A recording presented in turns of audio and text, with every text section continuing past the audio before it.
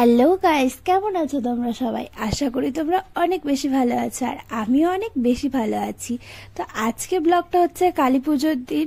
ভাবছিলাম অনেক দিন আগেই ছাড়বো, কারণ ব্লগ তো করা আছে কিন্তু এডিট করার একদমই সময় পাইনি, তাই আর দেওয়া হয়নি। তো আজকে ভাবলাম যে না, আমি আজকে এডিট করে তারপর তোমাদের সাথে কালী পুজোর ব্লগটা শেয়ার করব। তো এই জন্য আমাদের বাড়িতে কিন্তু কালী পুজোর দিন লাইট লাগানো শুরু হয়ে গেছে। আসলে সবার বাড়িতেই লাইট লাগায়, আর এই দিনটা আমার খুব ভালো লাগে। মানে লাইট টাইট দিয়ে ঘর বাড়ি এত সুন্দর লাগে, মানে কি বলবো, সব বাড়ি লাইটে লাইট হয়ে থাকে। আর দেখো বাচ্চারা সবাই বোম ফুটাচ্ছে। মানে আমি বোম জিনিসটা কিন্তু ছোটোর থেকে প্রচণ্ড ভয় পাই। আগে তো আমি তারাবাতিও জ্বালাতে পারতাম না, এখন তাও তারাবাতি জ্বালাতে পারি, কিন্তু তাও ভয় লাগে। মনে হয় যদি ব্লাস্ট করে বা কিছু হয়। তো এখানে আমাদের লাইট লাগানো মোটামুটি কমপ্লিট হয়ে গেছে। আসলে প্রত্যেকবার না দোকানের এদিকে অনেক লাইট লাগানো হয়, কিন্তু আমাদের যে বাড়ির এদিকে এই জায়গাটা না একটু কমই লাইট লাগানো হয়। কিন্তু আমি বলেছি যে না, এবার লাইট কম হলেও ঠিক আছে, কিন্তু সব জায়গায় একই পরিমাণে লাইট লাগানো হবে। আর এই টুনি লাইটগুলো না প্রত্যেক বছর কেনা হয়, আর প্রত্যেক বছর থেকে বেশি নষ্ট হয়ে যায়। তো এই বছরও অনেকগুলো নষ্ট হয়ে গেছিলো, তারপর একটা দোকান থেকে কিনে নেওয়া হলো। আর লাইট লাগাতে লাগাতে না অনেক লেট হয়ে গেছিলো, প্রায় সন্ধ্যা। আর দেখো এখানে ভূতু কতটা কষ্ট পাচ্ছিল, মানে ও এত বোম ফোটাচ্ছিল কালী পূজার দিন। স্বাভাবিক, বোম তো ফুটাবেই। আর ভূতু এর জন্য এত শব্দতে মানে ভয় পাচ্ছিল। ওকে খাবার দেওয়া হয়েছে চিকেন আর রাইস, যেটা ওর অনেক পছন্দের খাবার, কিন্তু ও সেটাও খেতে পারছে না। মানে চিকেন আর রাইস দিলে না ওর আর কিচ্ছু লাগে না, মানে মনে হয় 1 মিনিটের মধ্যে খাওয়া শেষ হয়। সে ভূতু আজকে ভাতও খাচ্ছে না। মানে কি বলবো, এতটাই ভয় পাচ্ছে। আর ওকে দেখে আমার এত কষ্ট লাগছে, কি বলবো।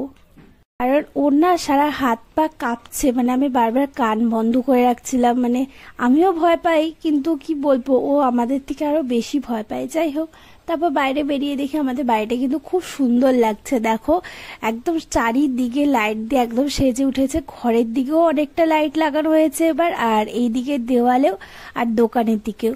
আমি বলেছিলাম যে লাইটগুলো একটু ঝুলিয়ে ঝুলিয়ে দিতে, কিন্তু যারা লাগিয়েছে তারা বললো যে না, তাহলে চুরি হওয়ার ভয় থাকে, কারণ এত উপর থেকে নিতে পারবে না। আমিও ভাবলাম ঠিক আছে, কিন্তু আমি তাও বলেছিলাম যদি চোর চুরি করারই হয় তাহলে তো এত উপর থেকেও নিতে পারে। তো ওরা বললো না না, এটাই ভালো লাগবে। আমি আর তক্ক করে আমিও বলেছি আচ্ছা ঠিক আছে। কিন্তু এই দেওয়ালটা না সবকিছুই ঠিক আছে, কিন্তু নিচের দিকে এতটা শ্যাওলা পড়েছে, তো কালো, এত বাজে লাগছে কি বলবো। কিন্তু লাইট দেওয়াতে মোটামুটি ঠিকই আছে। তো যেহেতু কালী পূজা, তো আজকে আমি যাবো হচ্ছে একটু মন্দিরে। আসলে মন্দিরে তো ওইভাবে যাওয়া হয় না, কোনো অকেশন থাকলে, বার্থডের দিন বা কালী পুজোর দিন, তারপর উদ্বোধনের দিন বা দুর্গাপূজার সময়, তখনই যাওয়া হয়। তো আজকে কালী পুজো, আজকে যাব। আসলে আমাদের এখানে অনেকক্ষণ থেকে বৃষ্টি হচ্ছে না, কিন্তু আলিপুরে প্রচণ্ড মুষলধারে বৃষ্টি। আসলে আমি একা যাব না, যাব হচ্ছে জ্যাম্মা, আমি আর জ্যাম্মা মিলে যাব। তো জ্যাম্মা আসতে পারছে না, কারণ জ্যাম্মা মা বাড়িতে, ওখানে নাকি মুষলধারে বৃষ্টি। আর এখানে অনেক পরেই বৃষ্টি নামছে, তাও আবার মুষলধারে না, অল্প অল্প বৃষ্টি।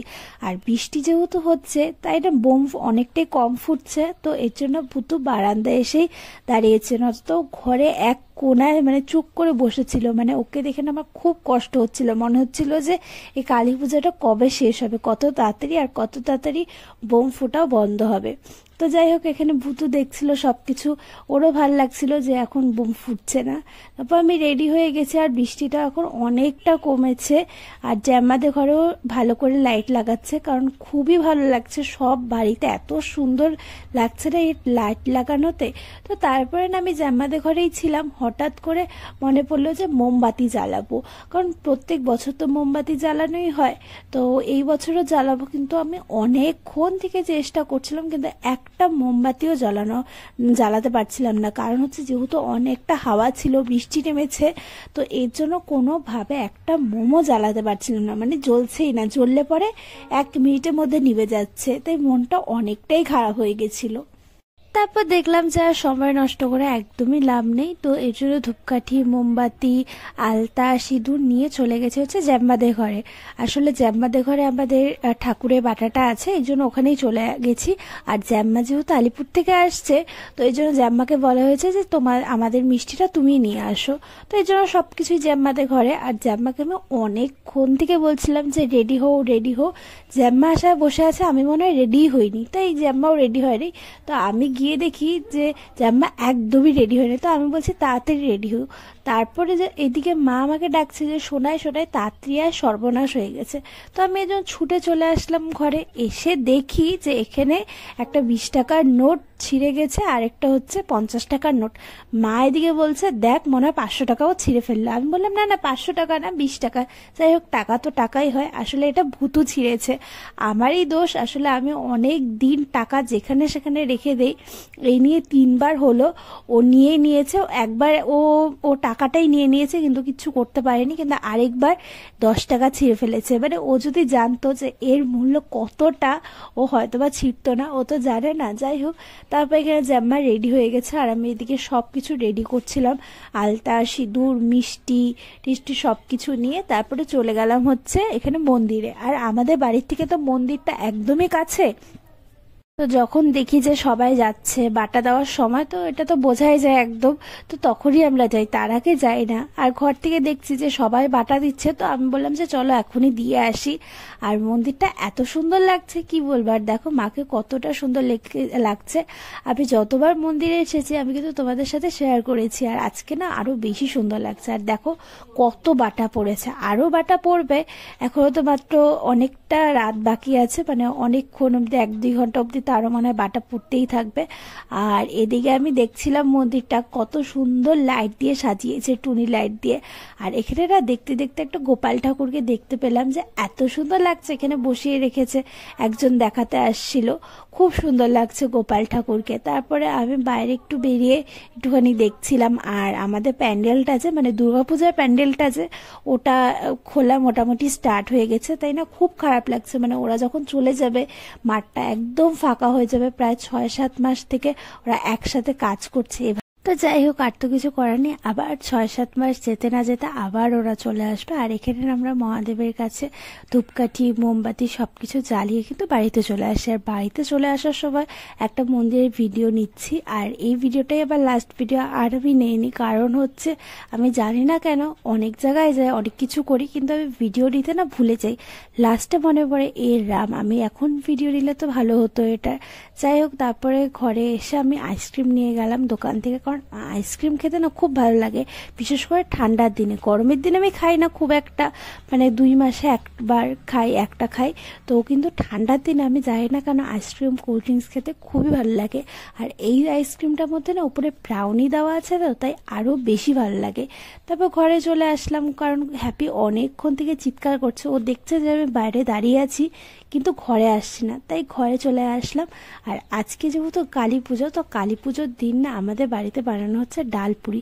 আসলে ডালপুরি আগে প্রায় বানানো হতো, কিন্তু এখন সবসময় বানানো হয় না, কোনো অকেশন থাকলে, দুর্গা পুজোতে বা কালী পুজোতে বা হোলিতে। যাই হোক, আর আমার না রুটি খেতে একদম ভাল লাগে না, এই ডালপুরি, লুচি বা আলুর পরোটা এগুলো খেতেই ভালো লাগে। তো এদিকে জ্যাম্মা ভাজছে আর মা এখানে বেলছে। আর তারপরে দেখি যে এখানে হ্যাপিও দেখছে, মানে হ্যাপি দেখছে যে কিভাবে বানাতে হবে, কিভাবে না করতে হবে, ও যদি পরে বানাতে হয়। তো এই জন্য আমি অনেকক্ষণ থেকে দেখছি যে ও কন্টিনিউ, ও হ্যাপি মানে মার দিকে তাকিয়ে আছে, মানে কিভাবে বানানো হচ্ছে মন দিয়ে, কিন্তু এটাই দেখছে শুধুমাত্র, আরও কিচ্ছু দেখছে না। তো তারপরে দেখলাম যে রান্নাঘরে জ্যাম্মা এখানে ডালপুরি ভাজছে। তো আমি জ্যাম্মাকে বলছি যে আগে কিন্তু আমাকে একটা দিবা, কারণ আমার প্রচণ্ড খিদা পেয়েছে। আসলে আইসক্রিমটা খেয়েছি, তো আইসক্রিমটা খেয়ে একদম পেট ভরেনি। তো আমি বলছি যে না, আমি একটা ডালপুরি খাবো। তো একটা ডালপুরি, আর তার সাথে করা হয়েছে হচ্ছে আলুর দম। আর আলুর দমটা কিন্তু আমার ভালো লাগে। তারপর আমি এখানে ডালপুরি দিয়ে বসে পড়েছি। আসলে এখন রাত প্রায় 9:30 মতো বাজে। আসলে আমাদের আজকে ডিনার যেটা হবে ওটা খেতে খেতে অনেক লেট হবে, যেহেতু কালী পুজো তো বাবা দোকান অনেকক্ষণই খোলা রাখবে। তো এই জন্য আমি নিয়ে বসে পড়েছি, কারণ আমার খুব খিদা পেয়েছে। আর আমি না জানি না কেন আমার বুড়া আঙ্গুলের এই জায়গাটা একটা উল্টা চামড়া উঠেছে, তো এত ব্যথা হচ্ছে, মানে খেতে আমার এত কষ্ট হচ্ছে কি বলবো।